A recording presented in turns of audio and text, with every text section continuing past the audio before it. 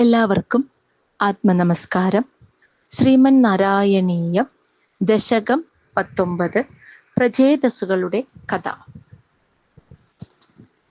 ഭാഗവതം 4-ാം സ്കന്ധത്തിന്റെ ഒടുവിൽ ആയി വിവരിച്ചിട്ടുള്ള പ്രചേതസ്സുകളുടെ കഥയാണ് ഈ ദശകത്തിൽ സംഗ്രഹിച്ചു പറയുന്നത്. ശ്ലോകം 1 പൃഥുവിന്റെ വംശത്തിൽ, പൃഥു മഹാരാജാവിന്റെ വംശത്തിൽ ജനിച്ച പ്രചേതസ്സുകളുടെ ആ ജനനത്തെയാണ് വർണ്ണിക്കുന്നത്. പൃഥോസ്തു നപ്താ പൃഥുധർമ്മ കർമ്മഠാ പ്രാചീന ബർഹി യുവതൗ ശതദ്രുതൗ പ്രചേതസോ നാമ സുചേതസാ സുതാൻ അജീജനത് ത്വത്കരുണാങ്കുരാൻ ഇവ. പൃഥോഃ തു നപ്താ പൃഥു ധർമ്മകർമ്മഠ പ്രാചീന ബർഹിഃ യുവതൗ ശതദ്രുതൗ പ്രചേതസഃ നാമ സുചേതസഃ സുതാൻ അജീജനത് ത്വത് കരുണാങ്കുരാൻ ഇവ. അർത്ഥം: പൃഥോഃ നപ്താ, പൃഥു ചക്രവർത്തിയുടെ പൗത്രപുത്രനും, അതായത് പേരക്കുട്ടിയുടെ പുത്രനും, പൃഥു ധർമ്മ കർമ്മഠ, അതായത് പൃഥുവിനെ പോലെ തന്നെ പരമധാർമ്മികനും യാഗാദി കർമ്മങ്ങളിൽ ഏറ്റവും തൽപരനുമായിരുന്ന പ്രാചീന ബർഹിഹി, പ്രാചീന ബർഹിസാകട്ടെ, തു എന്ന് വെച്ചാൽ ആകട്ടെ, ശതദ്രുതൗ യുവതൗ, ശതദ്രുതി എന്ന തന്റെ പത്നിയിൽ, ത്വത് കരുണാങ്കുരാൻ ഇവ, ഭഗവാനെ അങ്ങയുടെ കരുണ തന്നെ മുളച്ചു വന്നിട്ടുള്ളതാണോ എന്ന് തോന്നിപ്പോകുന്ന തരത്തിൽ, പ്രചേതസഃ നാമ, പ്രചേതസ്സുകൾ എന്നു പേരുള്ള, സുചേതസ, ശുദ്ധഹൃദയന്മാരായ, സുതാൻ, പുത്രന്മാരെ, അജീജനത്, ജനിപ്പിച്ചു എന്നാണ് പറയുന്നത്. പൃഥു ചക്രവർത്തിയുടെ ചരിതം നമ്മൾ ദശകം 18 കണ്ടിരുന്നു. ഈ പൃഥു ചക്രവർത്തിയുടെ പുത്രനാണ് വിജിതാശ്വൻ. വിജിതാശ്വന്റെ പുത്രനാണ് ഹവിർധാനൻ. ഹവിർധാനന്റെ പുത്രനാണ് ബർഹിഷത്ത്.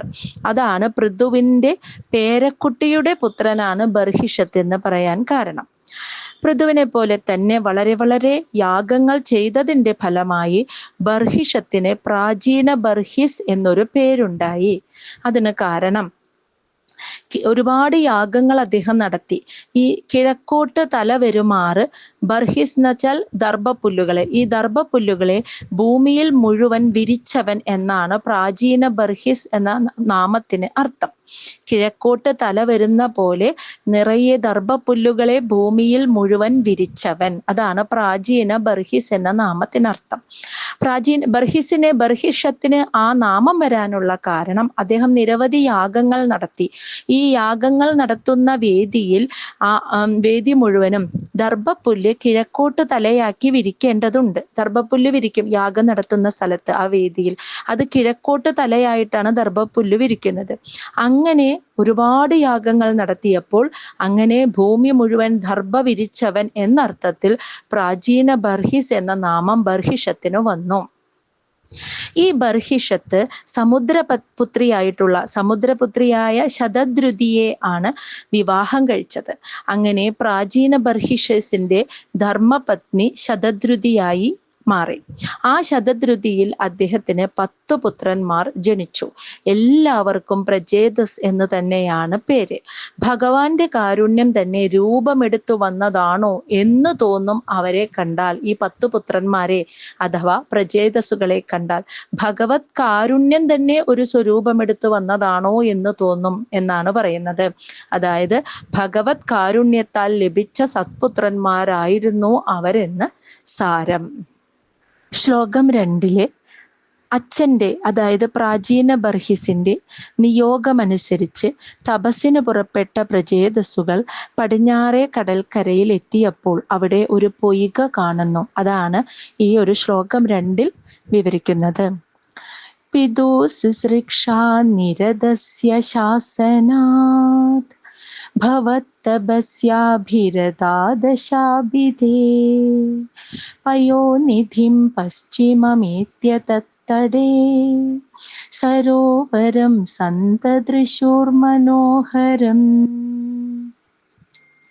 പിതുഃ ശുശ്രൂഷ നിരതസ്യ ശാസനാത് ഭവത്തപസ്യ അഭിരതാ ദശ അഭി തേ പയോനിധിം പശ്ചിമം ഏത്യ തത്തടേ സരോവരം സന്തദൃശുഃ മനോഹരം. ശുശ്രൂഷ നിരതസ്യ, അതായത് സൃഷ്ടിയിൽ തൽപരനായ, പിതുഹു പിതാവിൻ്റെ, അച്ഛൻ്റെ, അതായത് പ്രാചീന ബർഹിസിൻ്റെ, ശാസനാത്ത് ഉപദേശപ്രകാരം, ഭവത് തപസ്യാ അഭിരത ഭഗവാനെ അവിടത്തെ തപസ്സു ചെയ്യാനൊരുങ്ങിയ, തേ ദശ അഭി ആ 10 പേരും, പ്രചേതസ്സുകൾ 10 പേരും, പശ്ചിമം പയോനിധിം ഏത്യ പടിഞ്ഞാറെ, പശ്ചിമം പടിഞ്ഞാറെ, പയോനിധിം സമുദ്രത്തിൻ്റെ, ഏത്യ അടുക്കൽ ചെന്നപ്പോൾ, തത്തടേ ആ സമുദ്രത്തിൻ്റെ തീരത്ത്, മനോഹരം സരോവരം വളരെ ഭംഗിയുള്ള വിശേഷപ്പെട്ടൊരു പൊയ്ക, സന്തദൃശു അവർ കണ്ടു എന്നാണ്. അപ്പോൾ പ്രജാസൃഷ്ടി വർദ്ധിപ്പിക്കണമെന്നാണ് അച്ഛനായ പ്രാചീന ബർഹിസിൻ്റെ ആഗ്രഹം. എന്നാൽ തപസ്സു ചെയ്ത് ഭഗവാനെ സംതൃപ്തനാക്കി ഭഗവാന്റെ അനുഗ്രഹത്താൽ മാത്രമേ നല്ല രീതിയിൽ ആ സൃഷ്ടിയെ വർദ്ധിപ്പിക്കാൻ സാധിക്കുകയുള്ളൂ എന്ന് അദ്ദേഹം പുത്രന്മാരെ ഉപദേശിച്ചു. അങ്ങനെ തപസ്സു ചെയ്യാൻ പറ്റിയ സ്ഥലം അന്വേഷിച്ചാണ് പ്രചേതസ്സുകൾ പടിഞ്ഞാറോട്ട് പുറപ്പെട്ടത്. പോകും വഴിക്ക് പടിഞ്ഞാറേ കടൽക്കരയിലെത്തിയപ്പോൾ അവർ അവിടെ വിശേഷപ്പെട്ട ഒരു താമരപ്പൊയ്ക കണ്ടു. അതാണ് ഈ ശ്ലോകത്തിൽ പറയുന്നത്.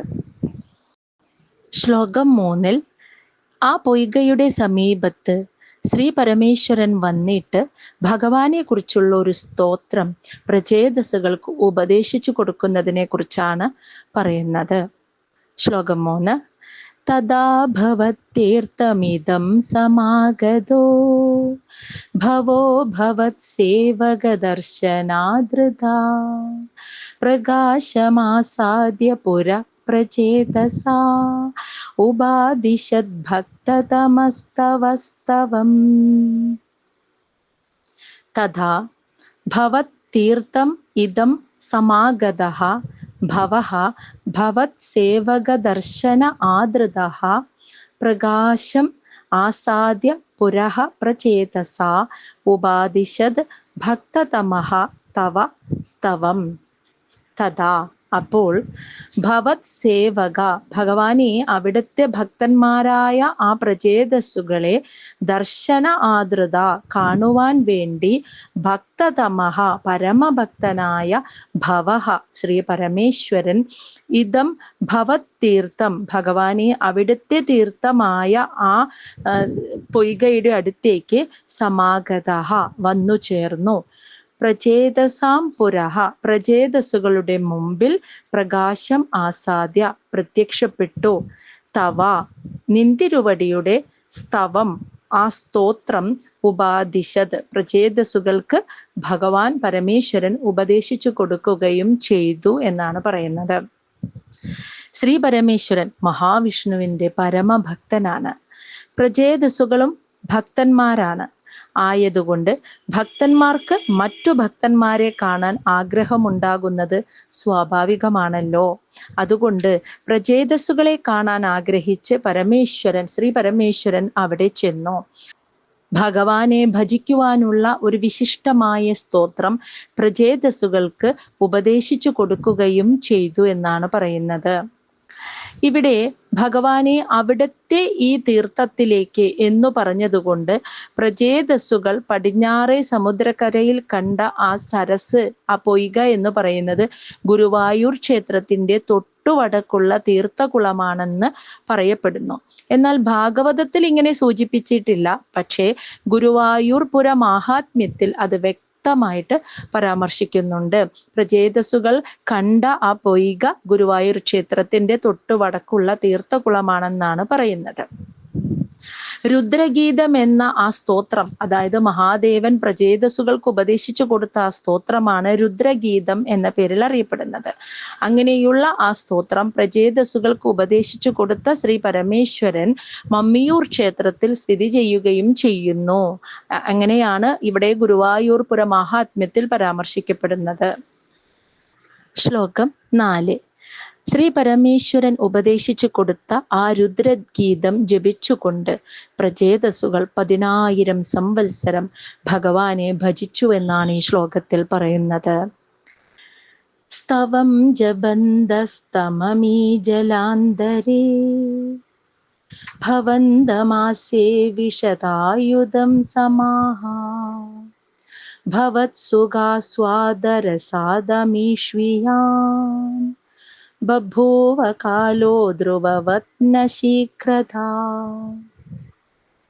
സ്തവം ജബന്തഃ തം അമി ജലാന്തരേ ഭവന്തം ആസേവിഷദാ ആയുധം ഭവന്തം ആസേവിഷദാ അയുധം ആസേവിഷദാ അയുധം സമാഹ ഭവത്സുഖ ആസ്വാദ രസാദ് അമീഷ്വിയാൻ ബഭൂവ കാലഃ ധ്രുവവത് ന ശീഘ്രതഃ. അമി ആ പ്രചേതസ്സുകൾ തം സ്തവം ഭഗവാന്റെ ആ സ്തോത്രം, ആ രുദ്രഗീതമാകുന്ന സ്തോത്രം ജപന്തഃ ജപിച്ചുകൊണ്ട് ജലാന്തരെ ആ വെള്ളത്തിനുള്ളിൽ അയുധം സമാഹ 10,000 സംവത്സരം ഭവന്തം ആസേവിഷതഃ ഭഗവാനെ അവിടത്തെ സേവിച്ച് തപസ്സു ചെയ്തു. ആ പ്രചേതസ്സുകൾ മഹാദേവൻ ഉപദേശിച്ചു കൊടുത്ത രുദ്രഗീതം ജപിച്ചുകൊണ്ട് ആ പൊയ്കയുടെ ഉള്ളിൽ, ആ വെള്ളത്തിനുള്ളിൽ 10,000 സംവത്സരം ഭഗവാനെ തപസ്സു ചെയ്തു എന്നാണ് പറയുന്നത്. ഭവത് സുഖ ആസ്വാദ രസാത്, അതായത് ആനന്ദ സ്വരൂപനായ അവിടത്തെ മനസ്സുകൊണ്ട് ആ പരമാനന്ദം ഇങ്ങനെ അനുഭവിച്ച് സുഖിക്കുന്നതിലുള്ള രസം പിടിച്ചിട്ട് അമീഷു ആ പ്രചേതസ്സുകൾക്ക് ഇയാൻ കാലഹ ബഭൂവ വളരെ കാലം കഴിഞ്ഞതായി അവർ അറിഞ്ഞതുപോലുമില്ല എന്ന്. 10,000 സംവത്സരം കഴിഞ്ഞു പോയത് അവർ അറിഞ്ഞതുപോലുമില്ല. കാരണം പരമാനന്ദ സ്വരൂപനാകുന്ന ആ ഭഗവാനാകുന്ന ആനന്ദത്തെ ഇങ്ങനെ അനുഭവിച്ച് അതിൽ ലയിച്ച് രസം പിടിച്ച് തപസ് ചെയ്തപ്പോൾ അതിൽ നിന്നും പുറത്തു വരാൻ 10,000 സംവത്സരം കഴിഞ്ഞു പോയത് പോലും അവർ അറിഞ്ഞില്ല എന്നാണ് പറയുന്നത്. ധ്രുവവത് അവസാനം പറയുന്നു, ധ്രുവനെ പോലെ ശീഘ്രത ന അത്ര വേഗതയുണ്ടായിരുന്നില്ല എന്ന് പറഞ്ഞു വെക്കുന്നു. അതായത് ധ്രുവന് വെറും 6 മാസമേ വേണ്ടി വന്നുള്ളൂ ഭഗവാനെ പ്രസാദിപ്പിക്കാൻ, വരം നൽകുവാൻ, വരം നേടുവാൻ. എന്നാൽ പ്രചേതസ്സുകൾ 10,000 കൊല്ലം ഭഗവാനെ തപസ്സു ചെയ്തു. അതിന് കാരണം അവരുടെ തപസ്സിന് ശക്തി ഇല്ലാഞ്ഞിട്ടല്ല, അവർക്ക് തപസിദ്ധിയിൽ വലിയ പെട്ടെന്ന് ഒരു തപസിദ്ധി നേടണമെന്ന ആഗ്രഹം ഉണ്ടായിരുന്നില്ല. അതാണ് ധ്രുവൻ തപസ് ചെയ്യാൻ പോയത് വലിയൊരു ഉദ്ദേശം വെച്ചുകൊണ്ടായിരുന്നു. നമുക്ക് ഓർമ്മയുണ്ടായിരിക്കുമല്ലോ. അതായത് പിതാവിന്റെ അവഗണന, ചിറ്റമ്മയുടെ അവഗണന, മുറിവേൽപ്പിക്കുന്ന, മനസ്സിനെ മുറിവേൽപ്പിക്കുന്ന വാക്കുകൾ, ഇതെല്ലാമാണ് ധ്രുവനെ അവരെക്കാൾ ഉയർന്ന ഒരു പദവി തനിക്ക് വേണമെന്ന ആഗ്രഹം. ഈ ലക്ഷ്യം വെച്ചിട്ടാണ് ധ്രുവൻ തപസ് ചെയ്യാൻ പോയത്. ആ കഠിന തപസ് വെറും 5 മാസമേ എടുക്കേണ്ടി വന്നുള്ളൂ. അപ്പോഴേക്കും ഭഗവാൻ അതിൽ പ്രസാദിച്ച് ധ്രുവൻ അനുഗ്രഹം കൊടുത്തു. അപ്പോൾ അങ്ങനെ ഒരു ആഗ്രഹം വെച്ചാണ് ധ്രുവൻ തപസ് ചെയ്തത്. പക്ഷേ ഇവിടെ പ്രചേതസ്സുകൾക്ക് അങ്ങനെ ഒരു പ്രത്യേക ആഗ്രഹം വേണമെന്ന് തിടുക്കം ഉണ്ടായിരുന്നില്ല. അങ്ങനെ എന്തെങ്കിലും ഒരു ലക്ഷ്യമോ പ്രത്യേകിച്ച് എന്തെങ്കിലും ഒരു തപസിദ്ധി നേടാനോ അതിനൊന്നും അവർക്ക് ബദ്ധപ്പാടുണ്ടായിരുന്നില്ല, അതിനൊന്നും അവർക്ക് ആഗ്രഹമുണ്ടായിരുന്നില്ല. അതിന് കാരണം ഭഗവാനെ ഭജിക്കുന്നതിലുള്ള സുഖം തന്നെയാണ്. അതായത് പരമാനന്ദമാകുന്ന ആ ഭഗവാനെ തപസ്സിലൂടെ അനുഭവിച്ച് ആ ആനന്ദത്തെ അനുഭവിച്ച് ആ സുഖം, അതാണ് അവര് ആഗ്രഹിച്ചിരുന്നത്. അതുകൊണ്ട് തന്നെ ആ തപസ്സിൽ നിന്നും പുറത്തേക്ക് വരാനും അവർക്ക് ആഗ്രഹം ഉണ്ടായിരുന്നില്ല. 10,000 സംവത്സരം കഴിഞ്ഞു പോയതും അവരറിഞ്ഞില്ല. അല്ലാതെ തപസിദ്ധിയിലായിരുന്നില്ല. തപസ്സിന്റെ ഫലം നേടാനല്ല അവരാഗ്രഹിച്ചത്. ആ തപസ്സിലൂടെ ഭഗവാനെ അനുഭവിച്ച് ആ സുഖത്തെ അനുഭവിച്ചു കഴിയുക, അതാണ് അവർ ചിന്തിച്ചത് പ്രചേതസ്സുകൾ. അതുകൊണ്ട് തന്നെയാണ് 10,000 സംവത്സരം അവരുടെ തപസ് നീണ്ടു നിന്നത് എന്നാണ് പറയുന്നത്. ശ്ലോകം 5. പ്രചേതസ്സുകളുടെ തപസ്സുകൊണ്ട് അച്ഛനായ പ്രാചീന ബർഹിസിനു കൂടി ഭഗവത് സാരൂപ്യം ലഭിച്ചുവെന്നാണ് ഈ ശ്ലോകത്തിൽ പറയുന്നത്. തപോഭിരേഷാമതിമാത്രവർദ്ധിഭിः സയജ്ഞഹിംസാ നിരതോഭിപാവിതാ പിതാപി തേഷാം ഗൃഹയാത നാരദ പ്രദർശിതാത്മാ ഭവദാത്മതാം യയൗ. തപോഭിഃ യേഷാം അതിമാത്ര വർദ്ധിഭിഃ സ യജ്ഞഹിംസാ നിരതഃ അപി പാവിതഃ പിതാ അപി തേഷാം ഗൃഹയാത നാരദ പ്രദർശിതാത്മാ ഭവദാത്മതാം യയൗ. യേഷാം ആ പ്രചേതസ്സുകളുടെ അതിമാത്ര വർദ്ധിഭിഃ അതായത് വർദ്ധിച്ചു വരുന്ന ആ തപശക്തിയാൽ, തപോഭിഹി തപശക്തിയാൽ, യജ്ഞ ഹിംസ നിരതഃ അഭി യജ്ഞം യാഗയജ്ഞങ്ങളിൽ ഹിംസ മൃഗഹിംസ ചെയ്യുന്നതിൽ താല്പര്യമുള്ളവനായിരുന്നുവെങ്കിലും അഭി എങ്കിലും സഹ ആ പ്രാചീന ബർഹിസ് തേഷാം പിതാ അഭി പ്രചേതസ്സുകളുടെ അച്ഛനായിരുന്നെങ്കിൽ പോലും പാവിതഃ പരിശുദ്ധനാക്കപ്പെട്ടു. അങ്ങനെ ഗൃഹയാത നാരദഃ ആ ഗൃഹത്തിൽ വന്നു ചേർന്ന നാരദ മഹർഷി പ്രദർശിതാത്മാ ആത്മതത്വം ഉപദേശിച്ചു കൊടുത്തതിൻ്റെ ഫലമായി ഭവദാത്മതാം അവിടുത്തെ സാരൂപ്യം യയൗ പ്രാപിക്കുകയും ചെയ്തു എന്നാണ് പറയുന്നത്. പ്രചേതസ്സുകളുടെ അച്ഛനായ പ്രാചീന ബർഹിസ് യാഗയജ്ഞാദി കർമ്മങ്ങളിൽ അസംഖ്യ മൃഗങ്ങളെ ഹിംസിച്ചിട്ടുള്ള ഒരാളാണ്. അദ്ദേഹം നമ്മൾ നേരത്തെ കണ്ടു, ആദ്യത്തെ ശ്ലോകത്തിൽ അദ്ദേഹം നിരവധി യാഗങ്ങൾ നടത്തി എന്ന് പറഞ്ഞിരുന്നു. ഈ യാഗങ്ങളിലൊക്കെ അസംഖ്യ മൃഗങ്ങളെ ഹിംസിച്ചിട്ടുള്ളത് കൊണ്ട് പാപവും സമ്പാദിച്ചിരുന്നു എന്നാണ് പറയുന്നത്.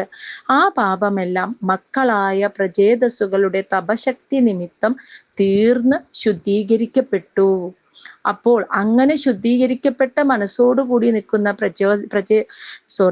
പ്രാചീന ബർഹിസിന്റെ അടുത്തേക്ക് നാരദൻ, ശ്രീ നാരദ മഹർഷി അദ്ദേഹത്തിന്റെ പ്രാചീന ബർഹിസിന്റെ ഗൃഹത്തിൽ വന്നു ചേർന്ന് അദ്ദേഹത്തിന് ആത്മതത്വം ഉപദേശിക്കുകയും ചെയ്തു. അതിനുശേഷം പ്രാചീന ബർഹിസ് കപിലാശ്രമത്തിൽ ചെന്ന് തപസ് ചെയ്ത് ഭഗവത് സാരൂപ്യം പ്രാപിച്ചു എന്നാണ് ഈ ശ്ലോകത്തിൽ പറയുന്നത്. ശേഷം അടുത്ത ഭാഗത്തിൽ